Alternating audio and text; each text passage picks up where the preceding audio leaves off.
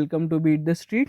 मैं हूं सीए सुदर्शन भंडारी और आज हम बात करने वाले हैं impact of RBI rate hikes on stock market. इस वीडियो में हम समझेंगे कि आरबीआई ने जो आज इंटरेस्ट रेट हाइक करी है और सीआरआर को भी बढ़ाया है, उसका स्टॉक मार्केट पे क्या इम्पैक्ट है, क्यों आज अपना इंडिया का स्टॉक मार्केट गिरा है और क्यों यूएस का स्टॉक मार्केट इतने टाइम से गिर रहा है। इस सारी चीज़ों पर अपन समझेंगे इसका इम्पैक्ट क्या क्या है, कैसे कौन से सेक्टर्स को किस तरीके से इम्पैक्ट होगा, ये सारी चीज़ें अपन जानेंगे। अगर आप हमारे चैनल पे पहली बार आ रहे हैं तो चैनल को जरूर सब्सक्राइब करें और बेल आइकन जरूर दबाएं। सभी तरह के इंसाइटफुल अपडेट्स के लिए आप हमारे ट्विटर चैनल को फॉलो कर सकते हैं और ऑटोमेटेड न्यूज़ फीड के लिए आप हमारे टेलीग्राम चैनल को भी फॉलो कर सकते हैं, जिन दोनों के लिंक डिस्क्रिप्शन में दे रखे हैं। चलिए, तो आज बेसिकली हुआ क्या है कि आज स्टॉक मार्केट गिरा है, लगभग 400 पॉइंट मार्केट गिर चुका है, वापस अपन 16,500 के लेवल के आसपास आ चुके हैं। अब सभी लोग बात कर रहे हैं कि स्टॉक मार्केट गिर गया है, 5 रीजंस टू नो, ये वो फलाना ढिमका। But let's understand the basic reason why stock market is falling, why it's happening in US and what will going to happen in India also. ठीक है, तो अपन ये सारी चीज़ें समझेंगे। आज आरबीआई ने 2 डिसीजन दिए थे जो कि basically it's not as per the expectations. Market कभी एक्सपेक्ट नहीं कर रहा था। आज की जो मीटिंग थी वो भी एक एमरजेंसी एमपीसी मीटिंग थी। तो उस मीटिंग में 2 चीज़ें निकली है। एक तो उन्होंने क्या किया, रेपो रेट को हाइक कर दिया। ठीक है, एक रेपो रेट को हाइक कर दिया है बाय 0.4%। उसके अलावा सीआरआर कैश रिजर्व रेशियो को भी यहाँ पे 0.5% से हाइक कर दिया है। रेपो रेट क्या होता है, जिस रेट पे यहाँ पे आरबीआई बैंक को पैसा देता है, ठीक है, वो बढ़ गया है। उसके बाद सीआरआर एज अ परसेंटेज, ये क्या होता है, बेसिकली ये रिजर्व होता है जो बैंक्स को आरबीआई के पास जमा कराना पड़ता है for their basically crisis management. ठीक है ना, बैंक्स को थोड़ा बहुत अपना पैसा टोटल डिपॉजिट का यहाँ पे CRR as a CRR RBI के पास रखना पड़ता है। So these are the 2 most important rates जो यहाँ पे है ना, अपने लिक्विडिटी और इन्फ्लेशन को कंट्रोल किया जा सकता है। अब इसका क्या हुआ है, इम्पैक्ट समझ लेते हैं। सीआरआर बढ़ने से यहाँ पे क्या होता है कि बैंक्स को अब यहाँ पे और ज़्यादा पैसा देना पड़ेगा। और ज़्यादा देने पैसे का मतलब है लगभग 87,000 करोड़ टू 90,000 करोड़ रुपीस के आसपास यहाँ पे बैंक्स को अपनी जेब से निकाल के आरबीआई को देना पड़ेगा।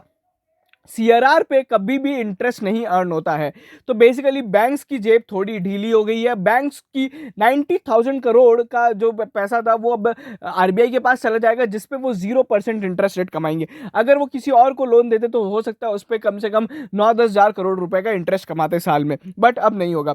अब यहाँ पे क्या हो गया, बेसिकली पैसे की कमी हो गई। पैसे की कमी होने से क्या होता है, आप सभी को पता है, यहाँ पे कॉस्ट राइज होती है, तो cost of capital for bank यहाँ पे बढ़ चुका है। अब यहाँ पे money available for the loan disbursal जो है वो भी रिड्यूस हो चुका है, तो इसके कारण अब क्या होगा, इंटरेस्ट रेट बढ़ेंगे। ठीक है, फिर एक और यहाँ पे डिसीजन दिया गया जिससे एक और यहाँ पे इंटरेस्ट रेट पे इंपैक्ट आएगा। आरबीआई ने यहाँ पे जिस रेट पे वो बैंक को लोन देगा, रेपो रेट जिसे बोला जाता है या फिर पॉलिसी रेट बोला जाता है, वो बेसिकली यहाँ पे बढ़ा दिया है।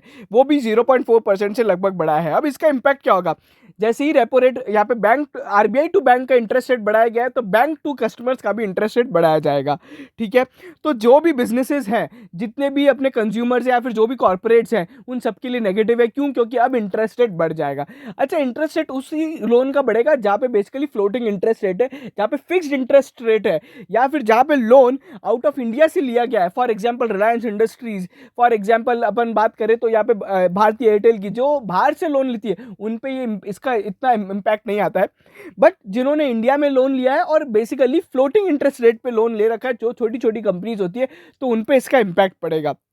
अब इम्पैक्ट कैसे, इंटरेस्ट रेट, अब इंटरेस्ट ज़्यादा देना पड़ेगा बेसिकली बैंक कंपनीज का, यहाँ पे प्रॉफिट आफ्टर टैक्स कम हो जाएगा। ठीक है, और ऑब्वियस ही बात है, वो बेसिकली उसका नेगेटिव इम्पैक्ट होगा आपकी स्टॉक प्राइसेस पे।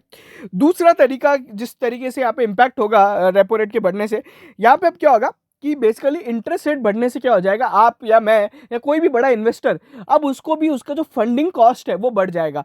बहुत सारे लोग इंडिया के स्टॉक मार्केट में लोन लेके पैसा लगाते हैं। कोई भी बड़ा investor, for example HNI funding या फिर आईपीओ की जो फंडिंग होती है, बेसिकली एनबीएफसी से लोन लेके फिर आईपीओ में मार्केट में पैसा लगाया जाता है। ठीक है ना, कोई भी बड़ा आदमी अपनी जेब से पैसा नहीं निकालता है, वो बेसिकली बैंक से लोन लेता है। तो मोस्टली यहाँ पे जो बड़े इन्वेस्टर्स है, जो लोन लेके बेसिकली बैंक मार्केट में पैसा लगाते थे, अब उनको बेसिकली और महंगा गिरने लग जाएगा वो लोन। क्यों, क्योंकि इंटरेस्ट रेट बढ़ गया है। ठीक है। इसी कारण से आपने देखा होगा कि यूएस में जहाँ पे पैंडेमिक के दौरान 0% इंटरेस्ट रेट हो गया था और जैसे ही यहाँ पे आपके सेंट्रल बैंक ने बोला कि हम लोग अब इंटरेस्ट रेट बढ़ाना स्टार्ट करेंगे, आपने देखा होगा पिछले 6 महीने में एफआईआईज ने कितनी भयंकर यहाँ पे सेलिंग करी है। So we have also explain this in the US market terms when we did the explanation of the US tapering. ठीक है, तो बेसिकली जो यूएस में हुआ था ना, वो बेसिकली अब इंडिया में हो रहा है, इंटरेस्ट रेट हाइक हो रहे हैं। ठीक है, तो उसका बेसिकली इंपैक्ट है। तो बेसिकली अब इन्वेस्टर्स क्या करेंगे, वो अपना पैसा बाहर निकालेंगे, क्योंकि क्या होता है, मान लीजिए इन्वेस्टर्स की एक्सपेक्टेशंस बढ़ गई है, अब उनको बैंक को भी थोड़ा ज़्यादा इंटरेस्ट रेट देना पड़ रहा है, तो वो देखेंगे कि यार अगर हमको 12-15% ही रिटर्न मिल रहा है इक्विटी से, तो हम लोग पैसा निकाल लेते हैं, let's not take the risk. ठीक है ना, क्योंकि इक्विटी एक रिस्की इंस्ट्रूमेंट होता है। तो बेसिकली थोड़ी बहुत सेलिंग आपको और आने वाले समय में देखने को मिल सकती है। उसके बाद एक और जो चीज़ होती है वो होती है कि यहाँ पे एक्सेस रिटर्न्स ओवर डेट अब यहाँ पे रिड्यूस हो चुका है। देखो क्या है, दो तरह के इन्वेस्टमेंट होते हैं, इक्विटी और डेट। अब क्या हो गया, डेट पे अब इंटरेस्ट रेट बढ़ जाएगा, क्योंकि ओवरऑल इंटरेस्ट रेट बढ़ रहा है। तो किसी ने भी डेट इंस्ट्रूमेंट किया है या डेट म्यूचुअल फंड में पैसा लगाया या फिर किसी कंपनी के डेट में पैसा लगाया, बॉन्ड्स में पैसा लगाया, तो अब उसको इंटरेस्ट रेट ज़्यादा मिलेगा। अगर आप देखना होगा तो आज यहाँ पे जो इंडिया के 10 ईयर बॉन्ड यील्ड है, वो एकदम से यहाँ पे बेसिकली शूट अप हो गया था। ठीक है ना, तो वो भी एक इंपॉर्टेंट चीज़ है कि अब यहाँ पे डेट पे अगर अपने को ज़्यादा इंटरेस्ट रेट मिलने लग जाएगा, तो मोस्टली यहाँ पे क्या होता है, बेसिकली अगर आपको दो चीज़ें हैं, इक्विटी में मान लीजिए आपको 20% इंटरेस्ट रेट मिल रहा है, डेट में आपको 10% मिल रहा है, तो आप इक्विटी की तरफ जाते हैं। बट अगर मान लीजिए आपको डेट में 12% मिलने लग जाएगा, ठीक है, फॉर एग्जाम्पल, जस्ट मैं एक एग्जाम्पल के तौर पर बोल रहा हूँ, 12% मिलने लग जाएगा और इक्विटी आपको अभी भी 20% दे रहा है, तो कुछ लोग होंगे या कुछ पार्ट ऑफ द मनी यहाँ पे ना इक्विटी से डेट पे ट्रांसफर हो जाएगा। क्यों? क्योंकि अब वो बोलेंगे कि यार 8% के लिए इतना रिस्क नहीं लेंगे, थोड़ा पैसा अब 12% पे भी लगा लेते हैं। जो लोग 12% में संतुष्ट रहते हैं वो बेसिकली इसकी तरफ भी शिफ्ट होंगे, डेट इंस्ट्रूमेंट्स की तरफ भी। ठीक है, और एक जो सबसे इंपॉर्टेंट इंपैक्ट आता है वो आता है वैल्यूएशंस पे। आज आपने देखा होगा सभी कंपनियों का जो वैल्यूएशन निकाला जाता है एक डिस्काउंटेड कैश फ्लो मेथड के थ्रू निकाला जाता है, जहां पे फ्यूचर कैश फ्लोज को बेसिकली डिस्काउंट किया जाता है with the help of the interest rates. अब क्या होता है कि इंटरेस्ट रेट जो लिया जाता है अगर वो बढ़ जाएगा तो बेसिकली आपके जो फ्यूचर कैश फ्लोज की वैल्यू है वो कम हो जाएगी। मैं एक सिंपल टर्म्स में समझाऊं, 1980 में जो आपके 100 रुपए की वैल्यू होती थी वो काफ़ी ज़्यादा होती थी, आज उस 100 रुपए की वर्थ कम है। ठीक है, वही चीज़ होती है। अभी आप क्या मान लो, ऐसा समझो कि जब इंटरेस्ट रेट बढ़ जाता है तो जो रुपया वो कमा के दे रही है कंपनी, जिसका उसका जो कैश फ्लो है, वो अगर 100 रुपये कमा के दे रही है तो उसके कैश फ्लो की वर्थ जब इंटरेस्ट रेट बढ़ जाएगा ना, तो वो बेसिकली कम हो जाता है। इसका इम्पैक्ट अगर अपन एक एग्जाम्पल की समझे, डीसीएफ कैलकुलेटर जो होता है, जब भी आप अपना डिस्काउंटेड कैश फ्लो निकालते हो, तो मैंने क्या किया, देखो मैं आपको एक सिंपल समझाता हूँ। जब 10% डिस्काउंट रेट लिया मैंने, ठीक है, तो मेरा यहाँ पे शेयर का वैल्यू कितना आ रहा था, 300 रुपीज़, एक हाइपोथेटिकल एग्जाम्पल के थ्रू। ठीक है, वहीं पे जब मैं सेम पैरामीटर्स रखता हूँ बट मैं मेरा डिस्काउंट रेट अब मैंने यहाँ पे 11 कर दिया, तो मेरा शेयर का वैल्यू कितना आ गया, 245 रुपीज़। ठीक है, ये बेसिकली इम्पैक्ट होता है। ये सबसे ज़्यादा इंपॉर्टेंट है कि डीसीएफ वैल्यूएशन सारे इम्पैक्ट हो जाएंगे, और इसके कारण आपने देखा होगा जो कंपनीज हाई ग्रोथ प्रॉफिटेबिलिटी वाली कंपनीज होती है, हाई पी स्टॉक्स होते हैं, वो ज़्यादा गिरते हैं। क्यों? क्योंकि उसके अंदर बहुत ज़्यादा फ्यूचर कैश फ्लो को यहाँ पे डिस्काउंट करके रखा जाता है। ठीक है, आपने देखा होगा यूएस में टेक स्टॉक्स बहुत ज़्यादा गिर गए हैं, इंडिया में भी जो मोस्टली टेक स्टॉक्स है वो काफ़ी ज़्यादा गिर गए हैं। ठीक है ना, तो बेसिकली ये सारी चीज़ों के कारण यहाँ पे ये डीसीएफ वैल्यूएशन से इम्पैक्ट होता है। तो बेसिकली इसलिए भी यहाँ पे शेयर प्राइस में इंपैक्ट आता है। तो अभी तक अपन ने समझ लिया मोटा मोटी यहाँ पे 3 चीज़ों के कारण यहाँ पे बेसिकली इसका इंपैक्ट है। एक तो लिक्विडिटी रिड्यूस हो जाएगी, प्रॉफिट्स रिड्यूस हो जाएंगे, excess returns of equity over debt भी रिड्यूस हो जाएगा, और डीसीएफ वैल्यूएशंस के कारण फ्यूचर कैश फ्लोज का जो डीसीएफ वैल्यूएशंस यहाँ पे रिड्यूस हो जाएंगे basically because of reduce future cash flows. ठीक है, तो ये सारी चीज़ें होती है। अब अपन एक सिंपल चीज़ समझ लेते हैं कि कौन से सेक्टर, कौन सी कंपनीज यहाँ पे इंपैक्ट ज़्यादा होंगी।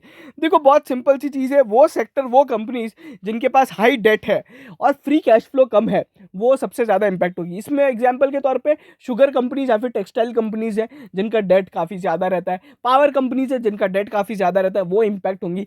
आईटी कंपनीज इंपैक्ट नहीं होंगी जिनमें बेसिकली लोन बहुत कम रहता है, जो डेट फ्री रहती है। एफएमसीजी कंपनीज इंपैक्ट नहीं होंगी इतना, जो जिनमें भी डेट बहुत कम होता है। ठीक है, तो इस तरीके से होता है। और हमेशा एक और बात ध्यान रखना कि जो बड़ा बड़ा कॉर्पोरेट हाउसेज है, उनके पास अपने कैश फ्लो को मैनेज करने के लिए, डेट मैनेज करने करने के लिए ज़्यादा पावर होती है, ज़्यादा रिसोर्सेज होते हैं and they will able to manage their resources better, ठीक है।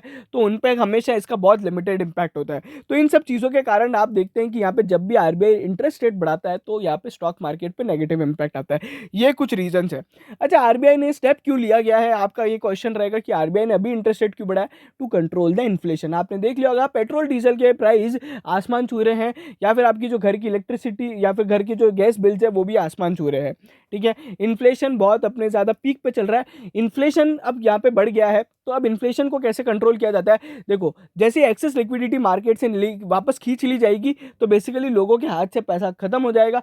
जैसे ही लोगों के हाथ से पैसा खत्म होगा, वो यहाँ पे जो प्रोडक्ट्स को चेज कर रहे थे, जो एक्सेस बाइंग हो रही थी, वो यहाँ पे खत्म हो जाएगी और उसके कारण ये जो एकदम से इन्फ्लेशन स्टीप राइज देखने को मिला है वो भी यहाँ पे खत्म हो जाएगा। इन्फ्लेशन हमेशा कंट्रोल रहना चाहिए, नहीं तो इंडिया में या फिर किसी भी कंट्री में हाइपर इन्फ्लेशन वाली सिचुएशन हो सकती है, ठीक है। तो ये सारी चीज़ों में मोस्टली यहाँ पे जो पूरा इंपैक्ट है वो इन्फ्लेशन को कंट्रोल करने के लिए लिया गया है, ठीक है। और आप सभी को पता है कि इन्फ्लेशन बढ़ने के कारण यहाँ पे सभी कंपनीज के मार्जिन भी हिट हो रहे हैं, ठीक है ना। तो वो भी एक बेटर, देखो आपको अगर मैं लॉन्गर टर्म व्यू बोलूँ कि जैसे इन्फ्लेशन कंट्रोल होने लग जाएगा ना तो कॉर्पोरेट प्रॉफिट्स और कॉर्पोरेट मार्जिन्स वापस है ना बढ़ने भी लग जाएंगे, ठीक है। So it's like that only. अच्छा, ये जो पूरा एक्सप्लेनेशन था ये काफ़ी लेमन टर्म्स में और काफ़ी जनरलाइज्ड इम्पैक्ट था, ठीक है। मैं ताकि सबको समझ में आए इसलिए मैंने ये सारी एकदम नॉर्मल टर्म्स में बताया। बाकी ये जो रेट हाइक्स होती है सीआरआर आरबीआई, इसके बहुत ज़्यादा कॉम्प्लेक्स इम्पैक्ट भी होते हैं, ठीक है। इसमें बहुत सारी अदर फैक्टर्स भी काम करते हैं और वो ज़्यादा चीज़ें हम लोग ने अभी इस बार कवर नहीं करी है, ठीक है ना।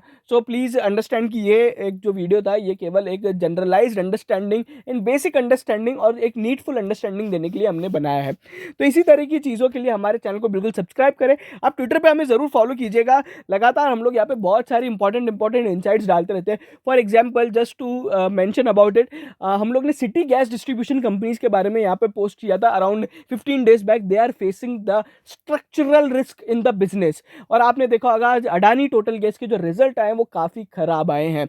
बेसिकली उसमें जो चीज़ें हो रही है वो हम लोग ने ऑलरेडी उसमें पोस्ट किया था कि this is becoming a negative and impossible for them to sustain in the business. उसी तरीके से हम लोग ने एक और चीज़ यहाँ पे डाली थी रिलायंस रिटेल के बारे में। बेसिकली उसके अनलिस्टेड मार्केट में जो शेयर ट्रेड हो रहा है वो कभी लिस्ट ही नहीं होगा। We have already explained in the video and you can check it out on the Twitter as well as posted on the Telegram. I button दबा के भी आप वो चीज़ देख सकते हैं। And so that's all from my side. Please subscribe to our channel and share as much as you can and follow us on all the social media handles. Thank you so much.